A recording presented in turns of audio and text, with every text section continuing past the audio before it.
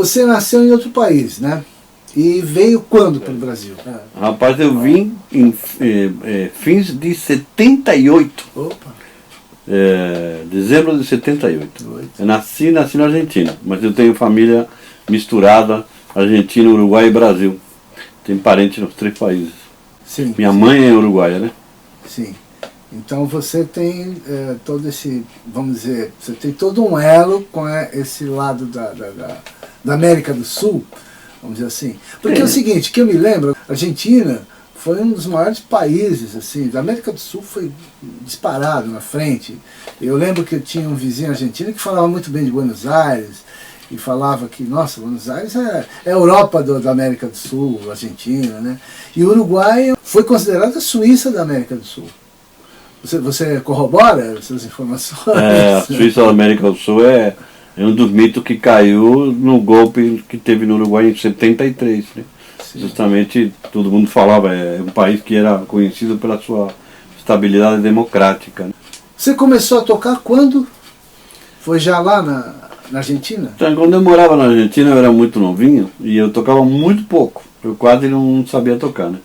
Quando eu vim para o Brasil, não era profissional e também não tinha tido estudos, assim. Eu morava em Campinas e, morando em Campinas, tive a oportunidade de começar num conjunto de baile. O conjunto de baile é uma ótima porta de entrada quando você ainda não toca muito. Por quê? Porque, primeiro, que toca repertório conhecido, né? Tudo que toca no rádio. Segundo, porque ensaia. Dá tempo de você tirar a música com calma, né? Você tirava em casa, chegava no ensaio, o pessoal tocava. E era muito comum que nos conjuntos de baile das cidades do interior, era tudo músico part-time, né? Nenhum dos caras com que eu tocava, exceto eu, né, que era muito novinho, vivia de música mesmo, né? Tinha um cara que trabalhava com gesso, o outro era motorista não sei do que, e ao mesmo tempo complementava a renda tocando e gostavam também, né? Era pessoal que gostava.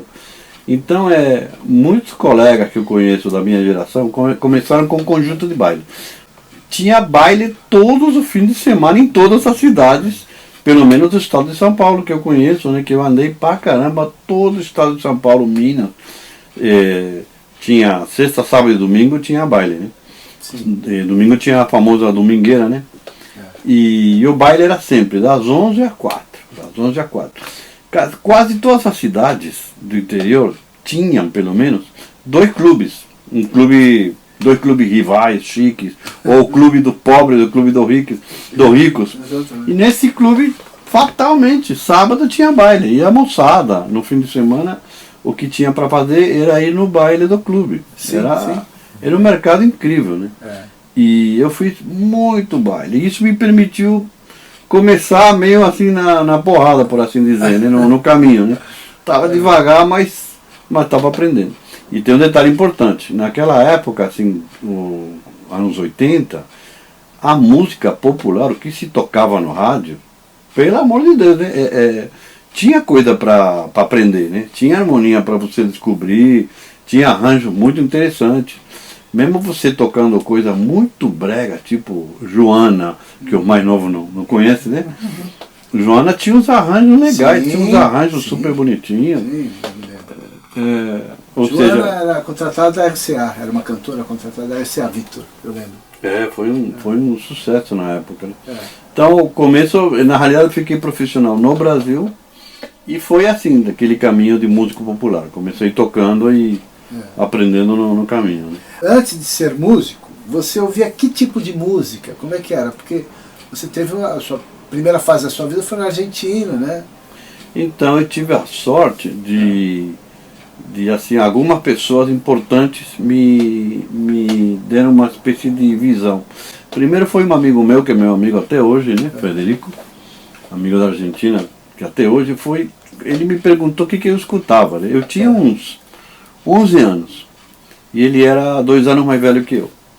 E eu falei qualquer coisa, como hoje em dia falar, não sei, Anitta, vamos supor, né? O que tocava no rádio, né? Ele falou assim, mas isso é uma música comercial. Falei, como assim? Isso aí é música comercial, para ganhar dinheiro. Eu não tinha esse conceito de entretenimento e arte, não tinha nem ideia. É que você tem que ouvir música de músico. E o cara não é músico, nunca foi músico, mas ele tinha esse conceito, né? Para mim foi fundamental. Aí ele me mostrou Chunga's Revenge, você conhece? Do Frank Zappa. Frank Zappa, né? Eu falei, nossa, eu não entendi nada. Falei, que é isso? Coisa estranha. Mas me abriu a cabeça, né? Por outro lado também eu tinha um cunhado, bem mais velho que eu, claro, que, aliás, marido da minha irmã mais velha, que é 10 anos mais velha que eu, que conhecia muito de jazz e conhecia de música brasileira. Sim. Ele me mostrou o Giant Steps, Opa. o Blue Train do Coltrane, não sei o que, o Modern Jazz Quartet. E eu comecei a ver, caceta, tem outro mundo que não tem nada a ver com o que toca, né? E naquela época tem um detalhe fundamental também, que o Piazzolla estava no auge. Sim, essa Piazzolla. O disco Adiós Nonino do Piazzolla, que é maravilhoso, tá aqui, até hoje é muito top. Tem ali, ó, isso aí é muito bom. Estava no auge e era realmente incrível. E tem uma coisa curiosa também, eu não percebia conscientemente a diferença entre som cantado e instrumental. Eu nem me questionava se era instrumental ou não. Eu escutava coisa cantada como João Manuel Serrat, que é um espanhol muito bom, que o pessoal conhece pouco aqui, mas ele chegou a gravar no Brasil, né? Tem com Fagner. E escutava Adiós Nonino, o disco, né? O disco inteiro do Piazzolla, que era demais, assim como o Modern Jazz Quartet, que é instrumental. Aí é a influência desse meu ex-cunhado. E o disco, um disco fundamental também. Tem um disco que no mundo lá fora é muito famoso e o brasileiro não conhece muito. Chama Lafusa. É um disco do Vinícius, Toquinho e Maria Creuza, gravado ao vivo na Argentina. É um dos maiores sucessos da música brasileira no exterior, né? Mas aqui o pessoal não conhece muito, porque foi feito na Argentina, apesar que teve edição brasileira, né? Esse disco foi um sucesso incrível e caiu na minha mão bem na época também. Apesar que estamos falando, o disco é de 71, se não me engano, né? E eu, sei lá, devo ter o conhecido 70 e tanto, né? Eu era molequinho, mas nossa, eu pirava com o Toquinho. Nossa, eu achava aquilo incrível assim, né? Muito engraçado. Baden Powell, você já conhecia? Tinha um amigo que estudava violão erudito. Aliás, foi assassinado pela ditadura. Sim. Ditadura da Argentina. Foi assassinado. Ele, eram 6 irmãos, ele e mais 3 irmãs foram mortos. E ele estudava violão erudito e ele me falou do Baden. Aí caiu na minha mão o disco do Baden, gravado na França, ao vivo. Chama Face au Public, de Baden, que tem valsa de Eurídice. Nossa, aí foi ali que pirei. Foi ali. Ó, o diretor tá me falando que tá tudo aqui, ó. Tudo que você tá falando. Oba, tô vendo Beatles aí. Então esse disco do Baden, aí comecei a gostar de instrumento mesmo. Porque até lá eu gostava de música muito, né? E também conheci um disco que é muito importante, o pessoal reverencia muito, mas tem que ser da área de violão, que é o Tapajós, Sebastião Tapajós, gravado na Argentina. Muito bom. A carreira do Tapajós foi praticamente quase toda na Alemanha, né? Só na Alemanha tinha mais de 20 discos gravados. É verdade. Eu lembro. Quando eu conheci o Tapajós nos anos 70, assim, de ver ele tocando e tal, ele já tinha uma carreira na Alemanha, né? Tinha. E ele tocava bem, viu? Além de compositor também. Sim. Ele, nesse disco que eu te falo, tem uma gravação de La Catedral de Barrios. Opa! Muito legal. Não, quase que eu morro. Eu lembro que eu falava, que é isso? Que é isso? Eu não acreditava assim naquilo ali. Eu estudei a Catedral nos anos 70, quando eu estudava violão clássico, eu estudava com o Guerra. E quem era meu colega ali com o Guerra? O Celso Machado. Celso Machado. Grande Celso Machado, mora no Canadá, né? Canadá, já muito bom. Irmão do Filó, né? Irmão do Filó, outro gênio. Então, nós passamos duas coisas aí, que uma eu queria comentar com você, acho que você concorda, que o violão no Brasil, o Brasil, eu costumo dizer que o Brasil é o país do violão, muito mais do que futebol. Primeiro, por duas razões, né? Primeiro porque em 1600 os espanhóis trouxeram a guitarra mourisca para cá. E isso fez da gente ter uma tradição de cordas. E segundo, porque o músico brasileiro é muito versátil, o músico brasileiro ele é muito capaz, embora a gente não tenha isso em mente, né? Então, o Brasil é um grande exportador de violonistas. Eu sempre costumo falar isso. Você concorda com isso? Porque nós estamos falando de poucos nomes, Toquinho, Baden, mas tem um monte, são tantos. Então, eu sempre falo na entrevista aqui no Brasil, tem alguma coisa na água. Em que todo mundo toma essa água e não sei o que acontece, que sai tanto violonista bom. Eu queria tocar em 2 pontos que você falou lá atrás. Uma é sobre o Lalo Schifrin. Você conheceu o Lalo, não? Não, uma da sua geração, mas por incrível que parível, eu tenho contato direto com ele. Isso. Você acredita? É porque tem uma ele história... Ele está muito velho, mas eu estou num grupo do WhatsApp de compositores que o Lalo está tá aí. Tá lá, pô, que bacana. O Lalo, pô... Não, porque tem uma história dele com o Sivuca, não sei se você conhece essa história, que o Lalo estava com o Sivuca em Los Angeles, foi o Sivuca que contou. Faz muito tempo isso. E aí o Lalo, papo vai, papo vem, falou assim, pô, eu não sei porque esse pessoal vem estudar harmonia aqui em Los Angeles, tudo que eu sei de harmonia, eu estudei com o Luizinho Essa, no Tambatrio, no Rio de Janeiro. Né? Isso corrobora, né, como a gente tem toda uma capacidade musical aqui no Brasil, mas não é devidamente valorizado, né? Compreendida. Será que é isso? Não, você falou um nome incrível, Luiz Essa. Luizinho era mega gênio e pouca gente o conhece hoje em dia, né? O Tambatrio. Ele era muito bom. Aqui. Eu o conheci, sabe por quê? Porque tem música dele no Real Book. Sim, Depois que eu entendi, o tal do Tambatrio, e aí que eu vi que o cara era incrível. Você tocou num ponto que é arte e entretenimento. No século XX, me parece que a indústria cultural, né, a indústria da cultura, ela fez isso mesmo, ela mesclou as duas coisas, arte e entretenimento virou uma coisa só. E aí tem todo um estudo da escola de Frankfurt, né, inclusive do Walter Benjamin, né, tem um estudo sobre isso e tal, muito antes ainda com Adorno, Horkheimer, não sei se você leu esses caras, mas foram os caras que se preocuparam com essa questão. Né? O Marcuse veio depois. Mas o Adorno e o Horkheimer, eles têm, inclusive, eles que denominaram esse termo, né, indústria cultural. Né? Mas como é que a gente poderia distinguir nessa coisa da arte e do entretenimento? Porque isso não se mistura dentro do mundo da indústria da cultura? Então, eu particularmente, que não sou especialista, embora já li Adorno, não sou especialista, mas eu vejo assim, tem 2 extremos, né? Tem um lado que é arte, de fato, que não tem nenhuma intenção, digamos, cultural e não se insere no mercado, né, por assim dizer. Tem aquela coisa que não é arte, né? Para mim é entretenimento. Sim. O que de vez em quando a gente pode chamar certos artistas comerciais de artistas, mas porque a palavra significa artista. Sim. Latino é um artista, por exemplo, né? Mas nesse sentido quase pejorativo, né? Sem querer ofender ninguém, é pejorativo quase. Ou seja, uma pessoa que vive... Nos Estados Unidos até que ele tem mais clara a coisa, porque ele fala entertainment, né? Entertainment. Ele tem uma ideia de que nós estamos fazendo entretenimento, isso aqui não é arte, né? Não. Art is for art, né? Exatamente. Art e entertainment. Agora, nós não, né? A indústria cultural no Brasil misturou tudo. Né? Misturou tudo. Agora, o que acontece? O negócio vai chegando no meio. Tem uma fronteira, por exemplo, vamos supor, quando o cara fazia cinema americano, grande cinema americano dos anos 40, 50, não havia uma intenção puramente artística. Né? Havia uma intenção de ganhar dinheiro, mas ao mesmo tempo havia uma preocupação de qualidade. A temática era adulta, eram atores bons.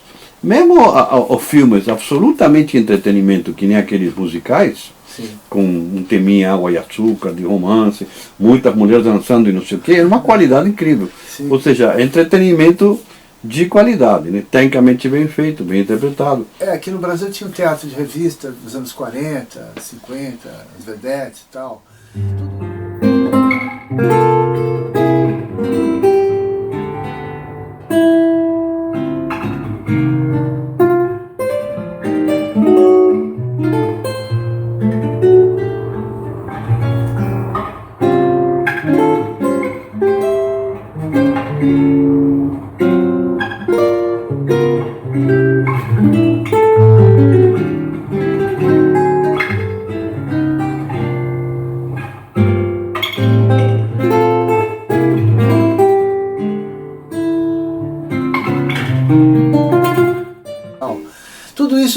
final vem da ópera, né? Essa coisa do espetáculo, né? Então, e na música acontece parecido, porque chega uma hora que você fala assim, por exemplo, Sting, Stevie Wonder.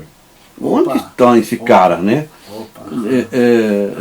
É arte, arte não, mas entretenimento gratuito não é, né? Não dá para comparar Sting com, sei lá, como que chama, essa coisa de funk puntaria, por exemplo, né? Vamos supor, né? Não tem comparação. Mas está nessa nebulosa que James Taylor, por exemplo, James Taylor, pelo amor de Deus. Não de letra, que de letra é fraco, mas de musicalmente é muito bom. Então chega uma hora que não tem como definir. Não tem como definir. Fica numa linha tênue, né? Muito assim, borrada, muito nebuloso. O que sim dá para ver é que desse espectro que eu estava falando, o negócio foi assim, ó. Foi vindo mais para cá, a arte ficou mais estreitinha, né? E o limite entre você ganhar dinheiro, mas ao mesmo tempo manter um mínimo de qualidade, foi ficando cada vez mais difícil. Difícil conciliar, né? Mesmo porque tanto a música como o cinema e até a literatura está infantilizada, né? Sim, o alvo do cinema é infantil. Homem-Aranha, Homem de Ferro, não sei o quê.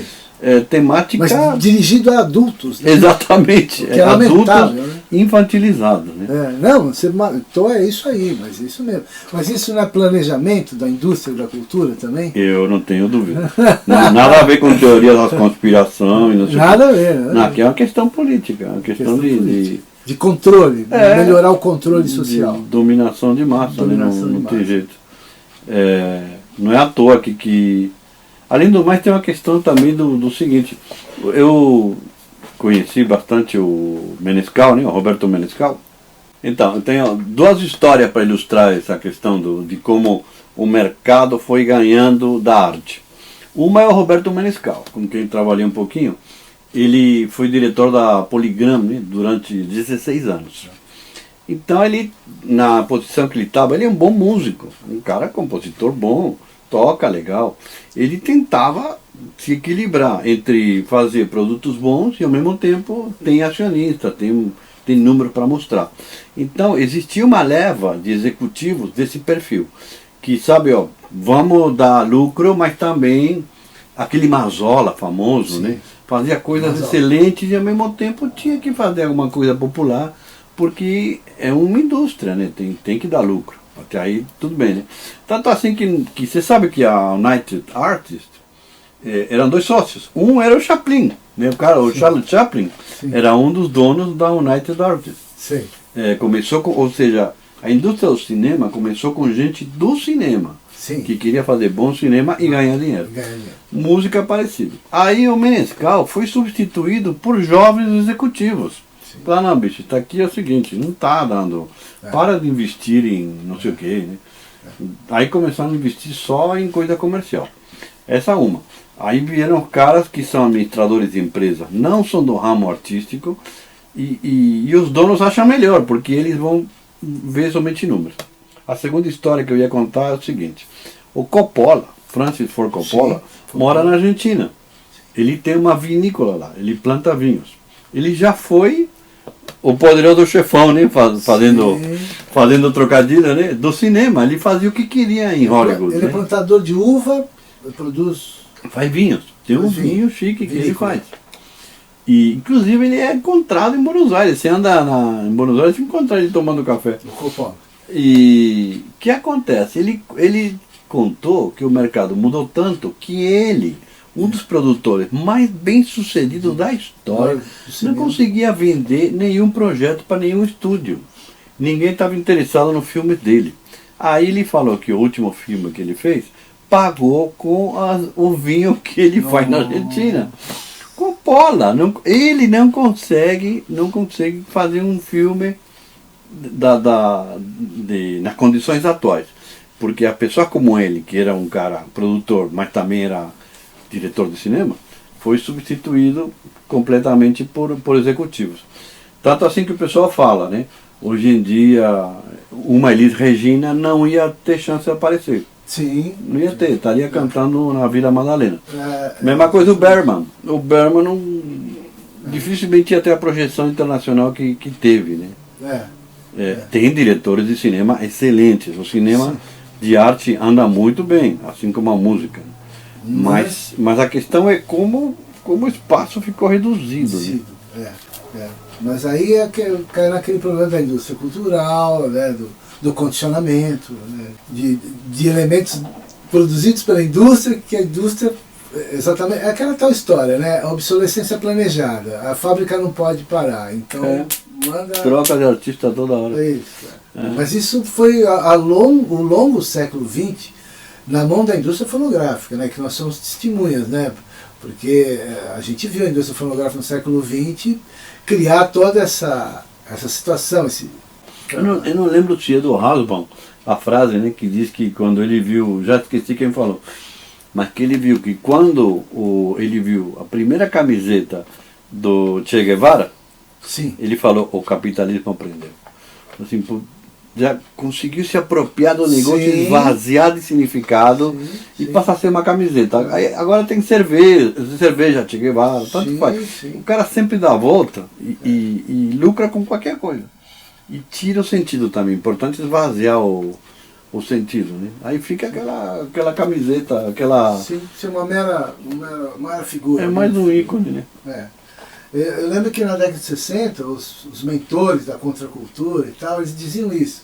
O movimento hippie vai virar boutique. E não deu outra. Nos anos 70 já tinha virado boutique, inclusive aqui no Brasil. Um monte de cara se vestia de hippie sem ser hippie. Que era filho de milionário. Uma barata. Então, quer dizer, isso é típico da indústria cultural. Então, seria muito difícil a música, né, escapar, vamos dizer assim, das rédeas da indústria. Então, fazendo uma correção ao diretor, me desculpe, diretor, eu chamaria de indústria do entretenimento. Indústria do entretenimento. Não indústria cultural. Eu não gosto de falar indústria cultural, porque isso não é cultura. Isso é entretenimento.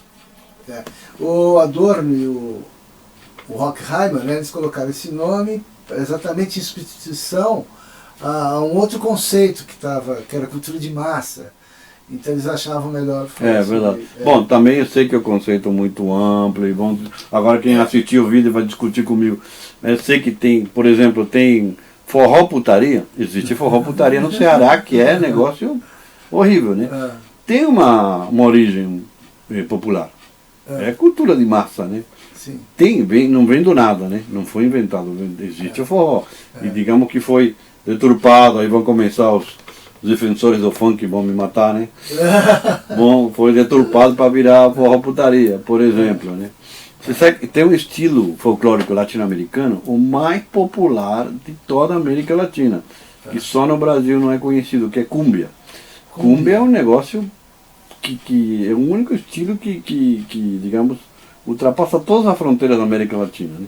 Que é um estilo basicamente, o pessoal chama de tropical, né? Porque é colombiano, vem dali, né?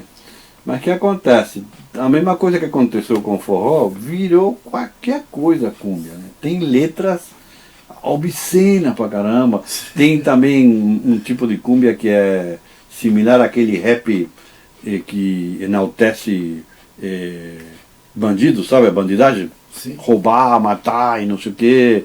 E tipo, não tem um tipo de sub-rap aqui em São Paulo que é tipo, vamos matar os velhos, arrebentar caixa eletrônica, né? Esse tipo de coisa. Sim. Tem um tipo de cumbia assim também, que chamam de cumbia vigeira, né? Deprê pra caramba. Agora, tem uma origem popular, vem do povo, digamos. Agora aí começa a discussão. Quem foi que modificou? Foi as pessoas, a comunidade, que se apropriaram desse negócio, virou essa outra linguagem? Ou foi um empresário esperto que falou, opa, vamos... Ou as duas coisas. Não quero entrar nesse detalhe porque não é a minha área. Eu só sou testemunha de como a coisa degringolou. Será que degringolou é politicamente incorreta? Aí que é, né? Essa é uma questão. Porque mistura, por exemplo, na visão do antropólogo, tudo é cultura.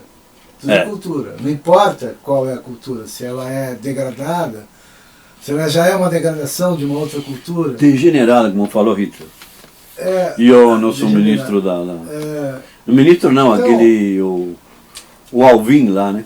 do ponto de vista antropológico, vamos dizer, tudo é cultura humana. Qualquer cultura humana é cultura. Então não tem superior nem inferior, porque se a gente colocar nesse plano, cultura superior, a gente cai nessa coisa do nazismo aí, né, que está sendo implantado agora no Brasil, inclusive, né? É verdade. Quer dizer, então esse é o grande problema da gente encontrar as palavras, a gente encontrar os conceitos que a gente possa expressar sem ao mesmo tempo esbarrar ou cair sem querer numa argumentação dessa, né, que se torna totalitária, porque nós estamos... E elitista ainda, né? E elitista.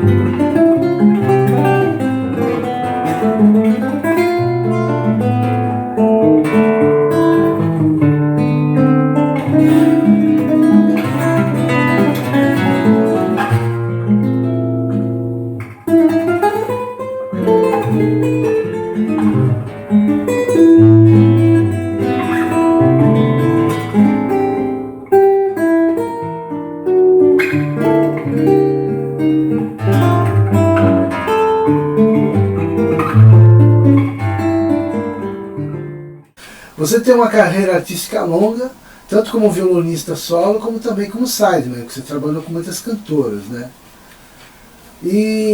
Mas um ponto que eu queria comentar é o seguinte: o músico instrumental, aqui na década de 50, mais ou menos, aqui no Brasil, o músico instrumental ele era mais popular, isto é, ele era mais reconhecido pelo público. Por exemplo, o Valdir Azevedo, eu nasci em 55, e meus pais comentavam isso, né? O Valdir Azevedo não era tão famoso quanto o Orlando Silva, né? Mas o público conhecia. O Germano Reis. Germano Reis foi famoso pra caramba. Foi famoso e era professor do Juscelino, que andava com ele a tiracolo, né? Ensinava ele, a mulher. Então, isso se modificou muito. Modificou muito. Tem um ponto aqui, um marco, que alguns caras do jazz e da bossa nova também, no Brasil, alemão, por exemplo, Almir Stocker, que para mim é um dos maiores patrimônios da música mundial, né? E outros tantos, né? Então eu vim conversando com tanta gente. Alguns acreditam o seguinte: a partir dos Beatles, não que os Beatles sejam culpados, mas que foi um marco, porque inclusive na história social do jazz, do Hobsbawm, ele mostra a diferença dos dígitos que a indústria fonográfica passou a adquirir depois de 63 com o estouro dos Beatles. Então a indústria fonográfica meio que mudou o foco, assim, mudou a direção do trabalho. Ou seja, agora vamos investir em banda, vocal, né, grupo de rock, pop, enfim, mas vocal. Quer dizer, menos instrumental, mais vocal. Até porque em 1960 tinha uma música instrumental pop, que era o surf rock do Ventures do Shadows, que era instrumental. É instrumental. Entende? É simples, né? Um instrumental simples, mas era instrumental. É verdade. Né? Como Sleepwalk, por exemplo, daqueles irmãos lá, o Santo e Johnny, que é do final dos anos 50, todo mundo regravou isso daí, né? É puramente instrumental e era sucesso, era parada de sucesso. Você acha que isso tem a ver mesmo? Isso é pertinente? Ou mais uma vez, aquela briga entre jazzistas e roqueiros, bossanovistas e roqueiros? Tá, essa pergunta é interessante e é difícil de responder lá rápido. Primeiro, assim, um dado histórico é o seguinte, que você certamente sabe. Os grupos de jazz começaram instrumentais. Sim. Depois começaram a incorporar um cantor que entrava lá na frente. O Crooner. Né? O arranjo tinha 4 minutos. Lá no minuto 2,5 entrava um cantor que cantava a melodia e pronto. Ele era secundário. Sim. Não era principal. Mas começou a fazer muito sucesso. Aí os donos de orquestra, donos de clubes perceberam que as pessoas gostavam era do cantor, não do instrumentista. Né? E daí que veio todo Frank Sinatra, etc. Né? No tango aconteceu a mesma coisa. O tango era só instrumental. E as primeiras gravações cantadas de tango, era um cara que entrava lá na frente, primeiro tocava o tema inteiro, não sei o que, depois que entrava o cantor de tango. Até chegar em Carlos Gardel. Foi o mesmo processo em vários estilos musicais, onde o mercado era dominado por músico, né? Era os arranjos, os instrumentistas, era feito por músico que não dava bola para cantor, né? Mas a realidade das pessoas é que aceitam com muito mais facilidade o som cantado, isso não tem dúvida, né? Que está na tradição ocidental, inclusive. Vem da longa tradição, né? Desde do canto litúrgico, católico, lá do século VI e tudo mais. Tá certo? Então, cantar. Aí o cantor passou a ser o famoso e aí ninguém lembra daquele monte de música. Tanto assim que as pessoas adoram, por exemplo, sei lá, uma música do fulano faz sucesso. Mas não foi ele que escreveu, nem ele fez o arranjo, nem ele tocou, ele só foi lá e cantou. E as pessoas falam, nossa, que demais que é fulano, como que passa a adorar aquele artista por uma canção que provavelmente ele só foi um veículo, né?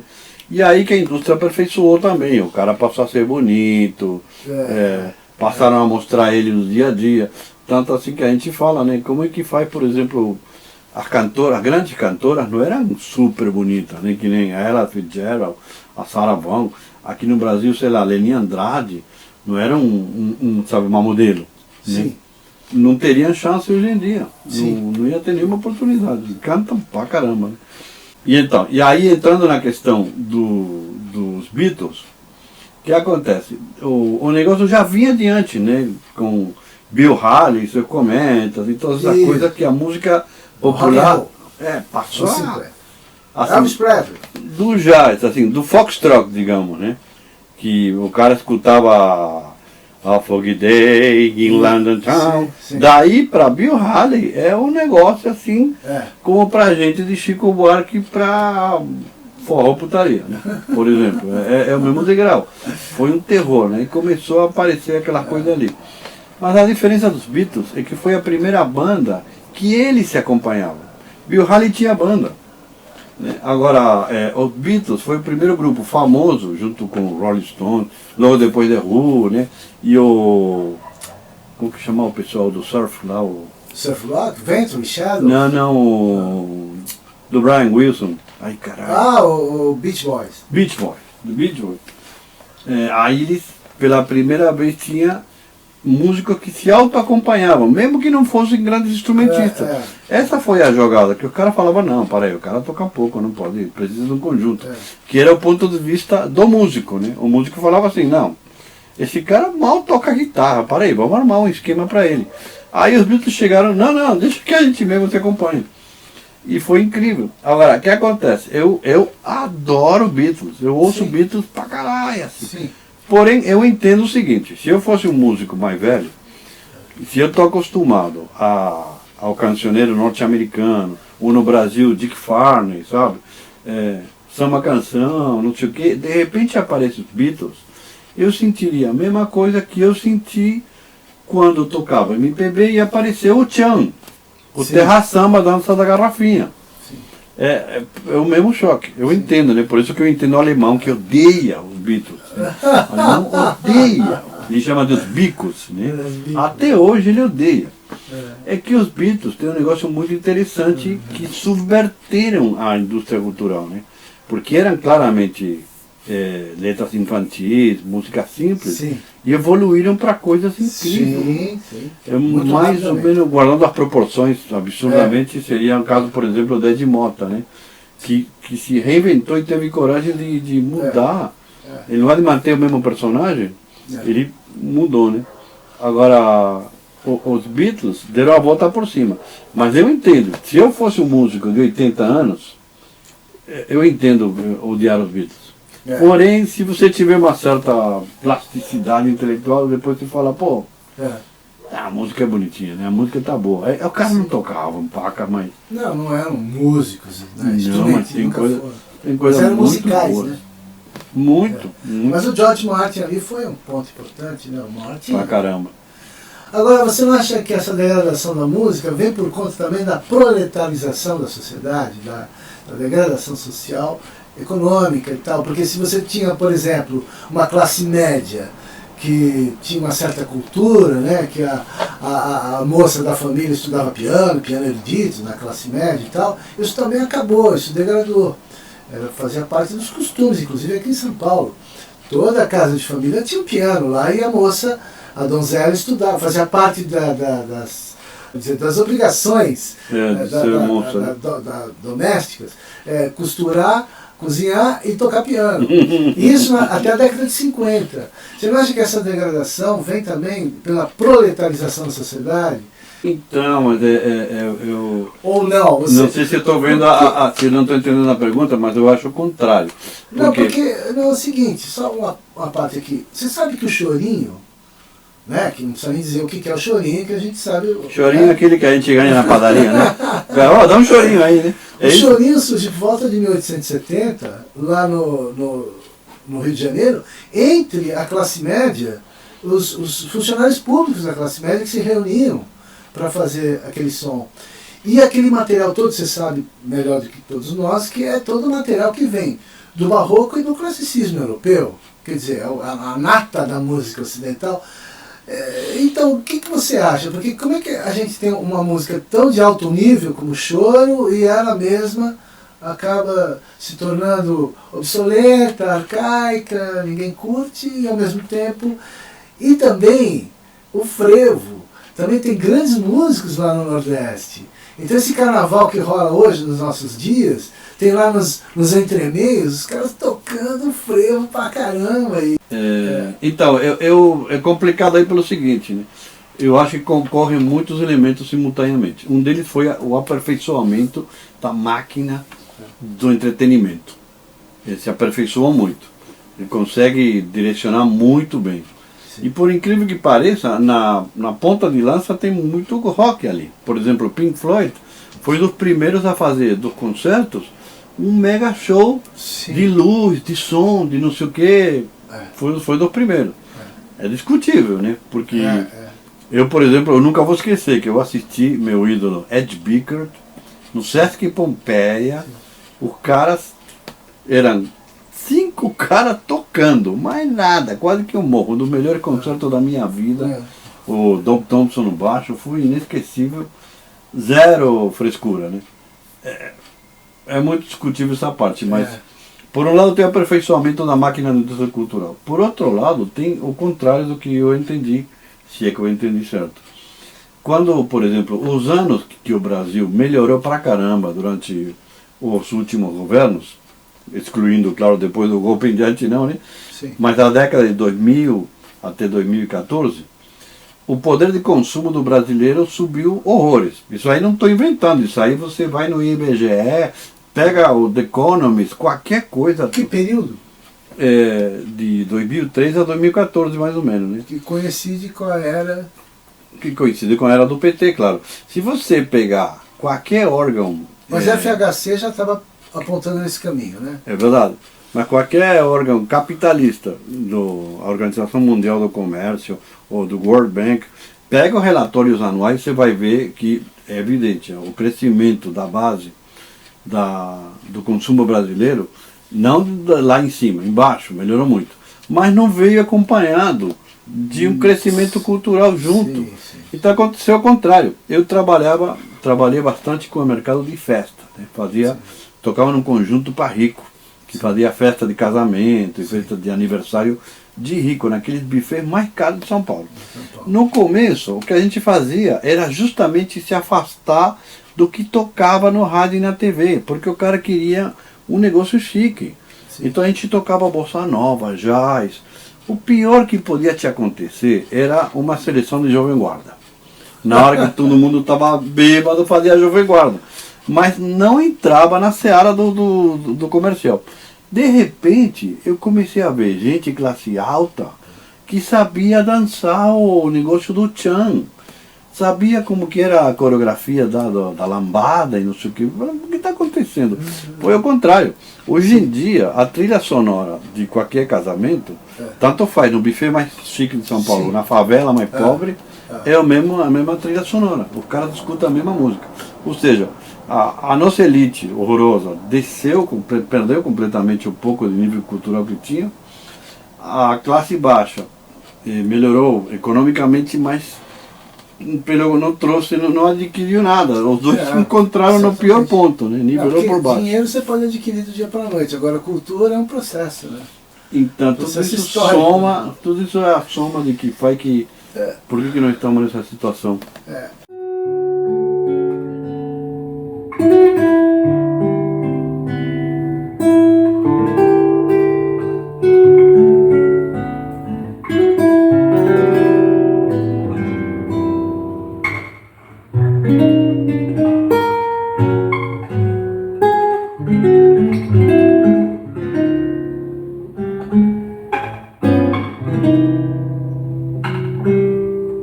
Agora, mudando um pouco o foco, aqui no Brasil você se tornou um reputado professor de violão e trabalhou no clã do Zimbutril. Então, eu morava em Campinas e tinha um amigo pianista que estudava no clã. Graças a ele, eu fui recebendo todos os livros do clã, que o clã tinha uma grande virtude, né? Tinha tudo muito bem sistematizado. E o clã, a maior jogada do clã foi a seguinte: era comandada por um pedagogo. Quem comandava a escola era um pedagogo, não era um músico, nem um administrador. Sim. Grande jogada. E outro, o cara tinha noções bem adiantadas para a época. Por exemplo, nos anos 90 se tornou comum reciclagem de funcionários, a ideia de qualidade total. Depois veio aquele negócio do ISO, lembra? ISO 9001, não sei o quê. Isso tinha no clã nos anos 80.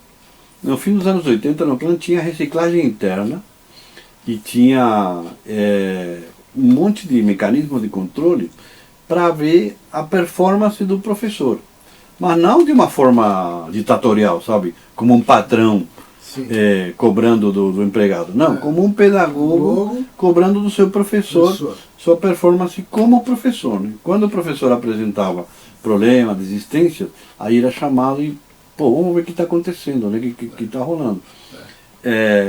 Então, a escola tinha um know-how muito bem sistematizado. Aí tudo isso chegou para mim, graças ao meu amigo Daniel, que eu estudava pra caramba e sabia todos os livros de cor. Me formei lendo livros do clã de graça. Né? Por acaso, um professor do clã ia fazer um show com a Simone. E teve um acidente. E precisavam substituí-lo com urgência. E aí meu amigo Daniel foi lá e falou assim, aliás, ele já estava começando a virar professor também, né? O Daniel já ia passar a dar aula. E ele falou assim, olha, eu tenho um amigo que toca muito bem, não sei o quê. Cara de pau total, né? E eu morava em Campinas, falei, bom, vou entrevistar o cara. Aí fui lá, fiz uma entrevista e comecei a trabalhar no clã. Morando em Campinas, né? Era um sacrifício da peste, dava aula segunda e terça-feira, dormia em qualquer lugar e dava aula lá em São Paulo. Até que foi passando, não lembro quantos anos, e já compensava vir para cá. Vim para cá, foi aí que você veio. Aí vim morar em São Paulo. Você acha que o papel do educador musical é importante em uma sociedade que consome música da mesma forma que consome produtos diversos? O professor educador tem o poder de alterar isso? A gente já esbarrou nesse assunto agora há pouco. Então, falamos muito em torno disso. Seria importante, né? Eu tenho alunos que fizeram essa opção, né? Que eu acho maravilhoso. Eu acho que tenho pelo menos 2 alunos que fizeram licenciatura em música para ser professor de música. Ou seja, ele prioriza ser um educador, digamos, acrescentador, né, na vida dos seus alunos, do que ser um músico. E eu acho que esse profissional vale muito mais do que eu, porque eu posso influenciar um que outro, conversando, dar uma força e tal. Mas esse cara pega na massa e está lá. Sim. Tem um ex-aluno meu que está no Guri, por exemplo, lá na periferia. É o que eles precisam. Ouvir música comercial, ouvir não sei o que passa no Faustão, eles ouvem direto com facilidade. Mas por sorte tem esse cara, esse ex-aluno que para mim é um guerreiro, que está lá dando linha, né? Pelo menos um dos 2 lados ele consegue ouvir, né? Então, mas o professor de música no Brasil, ele vive um dilema, né? Principalmente os mais conscientes, porque ele tem que agradar o aluno e, ao mesmo tempo, entregar o material o mais gabaritado possível para o aluno. Agora, agradar o aluno implica, às vezes, tocar a música da mídia, né? Então você tem que trabalhar com vários repertórios, né? Isso é um problema. É difícil.